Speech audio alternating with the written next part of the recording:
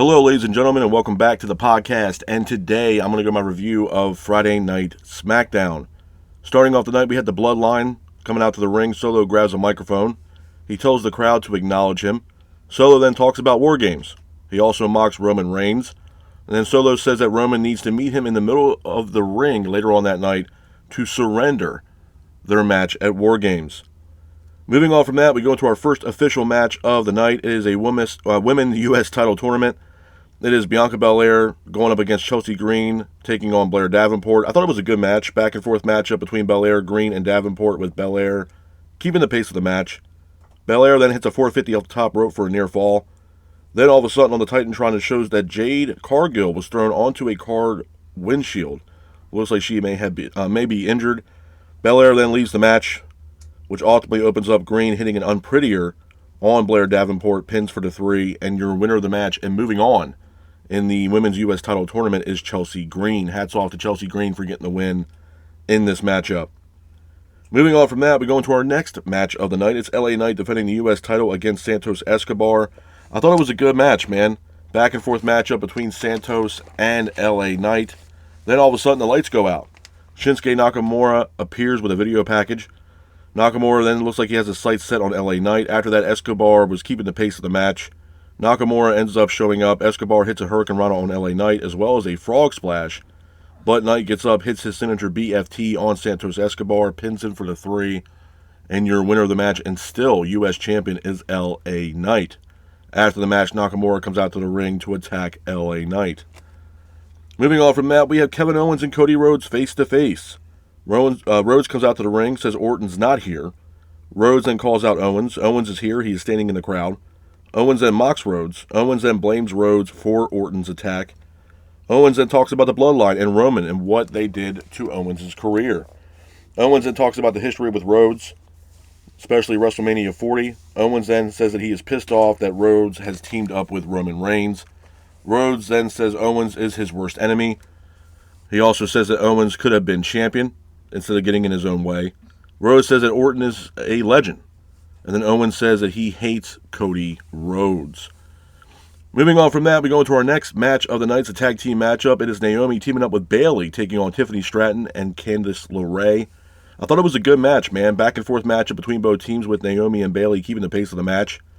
LeRae hits a moonsault. Nia Jax attacks Naomi. The match ultimately ends in a disqualification. Io Sky comes out to the ring. She attacks Tiffany Stratton. Nia then attacks Io. Raquel then attacks Io. Liv Morgan is here, but Rhea ends up showing up as well, and Rhea attacks Raquel. Moving on from that, we go into our next match of the night, a little grudge match. It is Montez Ford from the Street Profits taking on Tommaso Ciampa from DIY. I thought it was a good match, back and forth matchup between Ford and Ciampa, with Ford keeping the pace of the match. Ford hits a step up enziguri on Ciampa, and then Ford ultimately hits a roll-up on Ciampa, pins him for the 3, and your winner of the match is Montez Ford. After the match, Ciampa attacks Ford after the match. Dawkins then attacks Ciampa. Gargano was here. Ciampa then pushes Gargano again. And then Motor City Machine Guns end up showing up as well. Moving on from that, looks like with the Jade Cargill incident, looks like Jade has been injured and had also been pulled from the U.S. title tournament. So it looks like they're going to find a replacement for Jade Cargill, which I will talk about towards the end of the podcast on who I believe will replace Jade Cargill in the U.S. title tournament. Moving on from that, we have a Bloodline segment. Bloodline come out to the ring once again. The original Bloodline is here as well. Solo then says that he is not here for a fight and that he loves his family. Solo then wants them to join him in his Bloodline. Solo says that Roman doesn't have a wise man or a fifth guy for War Games. Solo then asks Roman to surrender. All of a sudden we hear Heyman's voice. Heyman comes out to the ring. He's standing at the ramp. Heyman says that there's no 4-on-5 War Games and instead it will be a 5-on-5. After that, CM Punk's music hits, the crowd erupts. Punk comes out to the ring, an all-out brawl happens between the original Bloodline and the new Bloodline. And then Punk hits a GTS, and it looks like CM Punk is the 5th member of Roman Reigns' original Bloodline. A couple things I want to talk about, man, when it pertains to Friday Night Smackdown before I get out of here, man. Let's talk about number one. Let's talk about Jade Cargill. And I mentioned this earlier in the podcast. I really wanted to go into detail of the situation with Jade. Now, a lot of people that watched Friday Night Smackdown, you saw during the match with Naomi and Bayley, you saw on the Titantron, or no, it was Belair versus Chelsea Green versus Blair Davenport. You saw in the Titantron that it looked like Jade was actually thrown off a loading bay on top of a car windshield. Looks like she was completely injured and completely just dismantled on top of this windshield. Now, come to find out, Jade Cargill is actually legitimately injured. She will not be competing in the U.S. title tournament for the women. So obviously they're looking for a replacement for Jade Cargill. Now, the two scenarios that popped in my head on who possibly could be the replacement for Jade in this tournament, number one would be Alexa Bliss. I think Alexa Bliss has been, hinting on a possible return to WWE. And what better way to do that to have her come back? You don't have to focus on the storyline. You can just bring her into the fold and have her compete in the U.S. title tournament. The other big name, and to me, the most logical choice, will be Charlotte Flair. Charlotte Flair has been out with injury. I think she tore her MCL. I believe it was a few months ago, if not longer than a few months ago, probably almost a year. And tore, I believe, her MCL and ACL, I believe. But she's on her way back. I think it's only imminent when we see Charlotte Flair. I know Charlotte Flair is on her way back. I could totally see Charlotte Flair fitting into the void of Jade Cargill not being there and able to compete, and have Charlotte Flair come in to compete for the women's U.S. title. They need a big name.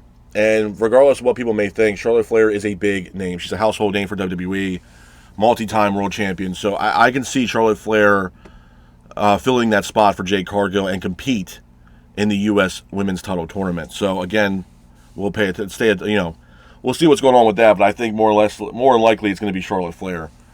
The other thing I want to talk about, obviously, and the big elephant in the room, is the Bloodline. The Bloodline, again, is another vocal point of Friday Night SmackDown as well as Monday Night Raw, and it's carried on to both shows for the past few weeks.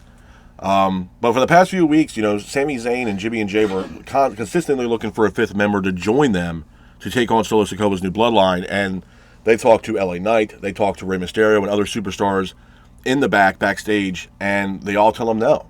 I remember Zayn bringing up Cody Rhodes even on SmackDown, and Roman said no.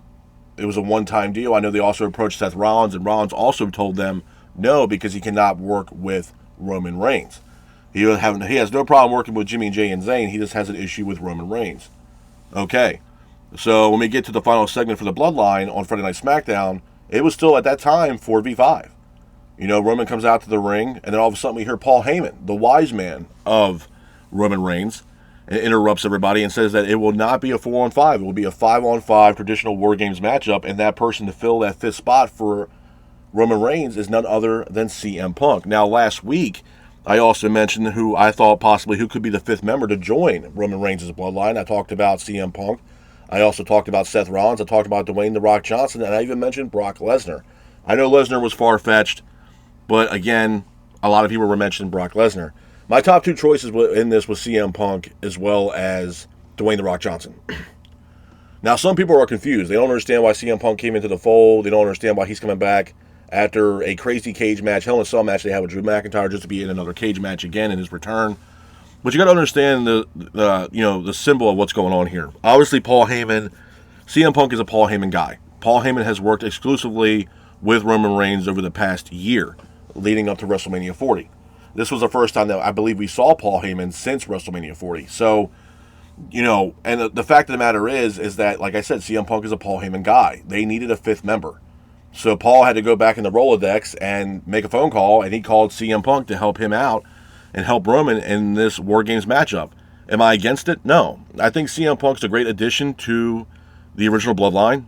I think it works out perfectly, and I think they're setting up other storylines inside this Bloodline storyline for other matches down the road for WrestleMania 41 or other pay-per-views coming up in the near future. Also, this also could set up something between Seth and CM Punk. Now, I also mentioned when it pertains to CM Punk, I also mentioned that I thought that he would come out during, last PLE, the PLE that we just had, not the last PLE we had, Survivor Series, where he would come out and get face-to-face for Gunther to be the new number one contender for Gunther's World Heavyweight title if, in fact, he does beat Damian Priest this coming weekend at Survivor Series. So it looks like that's not going to happen. It looks like that CM Punk doesn't have his sights set, quite frankly, on the World Heavyweight title. Instead, he's going to be tied up to the Bloodline leading up to Survivor Series. To me, I told you guys many times in the past, man, I think the Bloodline is the best story in all of professional wrestling right now. Some people hate it. and some people love it. I'm a big fan of it. I think it's the best storyline going in all professional wrestling, and I told you guys for the past couple months that, this storyline with the Bloodline, it's progressively got better and better and better over time. It's like a fine wine, man. I said it until I was blue in the face. And now with the addition of bringing back Paul Heyman, and now we have the addition, the fifth member, being CM Punk. So it continuously keeps getting better and better and better. And I do think, when it pertains to WrestleMania 41, I think, there might be a good chance that we might see Roman versus Rock at WrestleMania 41 in Las Vegas. I'm all for it.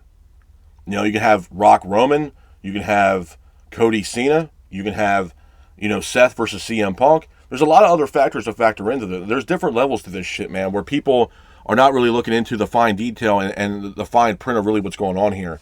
And they're building up other storylines at different angles leading up to different PLEs coming, down the line here in the future. So, we're going to see what happens. And for all intents and purposes, could it be something where CM Punk turns his back on Roman? We don't know. Can we trust CM Punk to facilitate the job that's been presented to him to help out the Bloodline? And he's going to, help them destroy Solo Sikoa? Or is CM Punk the wild card in all this? Is he actually going to help Roman, or is he going to turn his back on Roman? We have no idea how this is going to play out. But I will say this. This War Games matchup between the original Bloodline and the new Bloodline is one of the most anticipated matches this year, in my honest opinion. I'm definitely looking forward to it. I love the War Games matchup.